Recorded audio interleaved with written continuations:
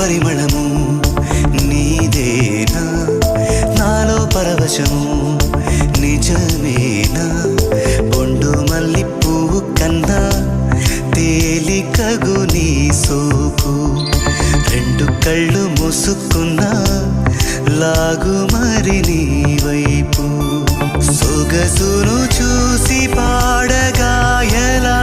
కనులకు మాట రాదుగా అలా వింతల్లోనూ కొత్త వింత నువ్వేనా ఆ అందం అంటే అచ్చంగాను నువ్వే